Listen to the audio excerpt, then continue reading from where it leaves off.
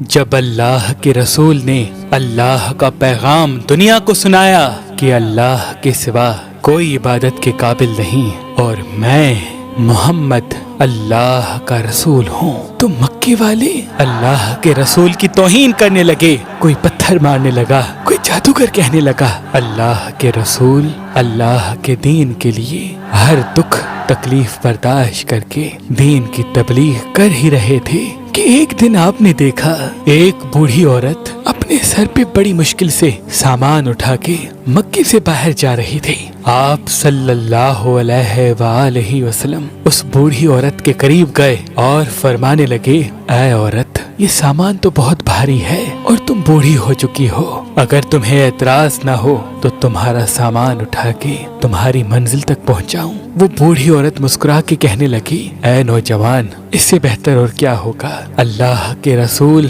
اس بوڑھی کا سامان اپنے کندھوں پہ لیے اس کے ساتھ چل ہی رہے تھے کہ اتنے میں وہ عورت کہنے لگی، اے نوجوان، میں تمہیں بھی کہوں گی یہ شہر چھوڑ کر چلے جاؤ، کیونکہ یہاں کوئی جادوگر آیا ہے جس کا نام محمد ہے۔ وہ اپنے آپ کو نبی کہلواتا ہے اور ہمارے خداؤں کو جھوٹا کہتا ہے۔ اس کے لفظوں میں اتنا جادو ہے، جو اس کی بات سنتا ہے وہ اس پہ ایمان لے آتا ہے۔ اے شخص، میں نے پوری زندگی اپنے بتوں کی عبادت کی ہے، میں نہیں چاہتی کہ اس زندگی کے آخری وقت میں اپنے خداؤں سے غافل ہو کر اس جادوگر کی باتوں میں آ جاؤں۔ پورا رستہ وہ عورت اللہ کے رسول کی توہین کرتی رہی اور اللہ کے رسول حضرت محمد مصطفیٰ صلی اللہ علیہ وآلہ وسلم اس بوڑھی کا سامان اپنے کندھوں پہ لیے خاموشی سے سنتے رہے۔ جب اس بوڑھی کی منزل آ پہنچی، اللہ کے رسول نے اس کا سامان اس کے حوالے کیا اور جانے لگے۔ وہ عورت پوچھنے لگی، اے نوجوان، کون ہو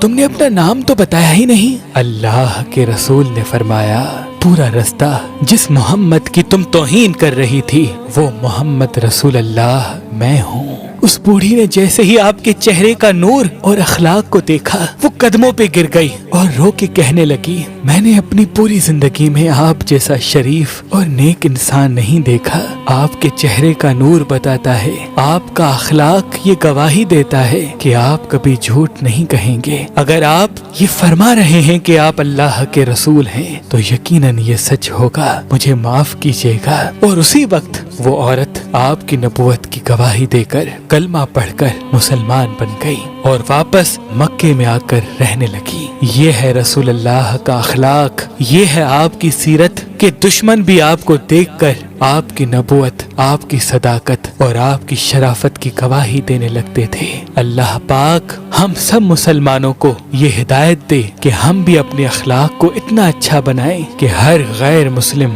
ہمارا اخلاق دیکھ کر مسلمان بن جائے۔